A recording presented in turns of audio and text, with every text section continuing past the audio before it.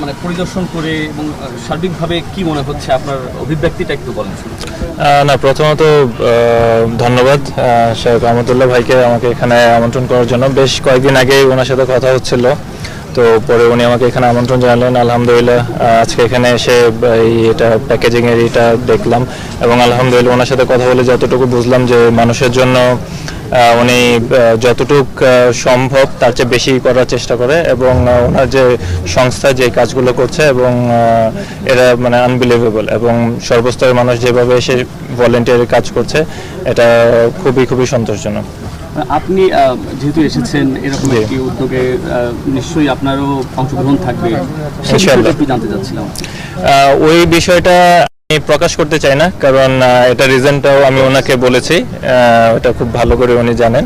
এটা আল্লাহর কাছে জমা থাকলো, এটাই আমার একটু জানতে। এই এত বড় একটা বন্যা হয়েছে, সাধারণ মানুষও কিন্তু আমরা দেখেছি শুধু এখানে মানুষ ঝাঁপিয়ে পড়েছে। আমরা টিএসসি দেখে শুরু করে সবখানে কিন্তু মানুষের যে উপস্থিতি বা এইরকম যে এগিয়ে আসা আগে কিন্তু হয়নি। এটি আসলে মানুষের মধ্যে যে মানবিকতাটা বাড়ছে কিনা বা এত বড় বন্যার পিছনে একটু কারণটা? অবশ্যই আমার কাছে মনে হয় এটা মানুষের ভালোবাসার টান, আল্লাহর অশেষ রহমত এবং মানুষের প্রতি মানুষের ভালোবাসা না থাকলে এই জিনিসটা হয়তো বা হতো না। মানুষের প্রতি মানুষের যে টান, সেটা আমার ভাই হোক, আমার বোন হোক, আরেকজনের ভাই হোক, বোন হোক, সন্তান-সন্ততি হোক, সবাই আমরা ফ্যামিলি। তো এই কারণে হয়তোবা এই জিনিসটা হচ্ছে এবং এটা খুবই ইতিবাচক একটা দিক। সর্বোপরি এটা আল্লাহর অশেষ রহমত। এখানে আরেকটু কমপ্লিমেন্ট আছে যে আমরা দেখেছি সারা দেশব্যাপী তো সংগ্রহ হচ্ছে, বিভিন্নভাবে অংশগ্রহণ করছে অনেকেই, কিন্তু আমার কাছে যতটুকু মনে হয়েছে যে আসন্না ফাউন্ডেশনের এটা সব থেকে বৃহৎ পরিসরে হচ্ছে এবং সর্বোচ্চ সংগ্রহ হচ্ছে বলে মনে হয়েছে। এইখানে আস্থার কোনো মানে জায়গাটা তৈরি হয়েছে কিনা, আলাদা কোনো আস্থার জায়গা তৈরি হয়েছে কিনা?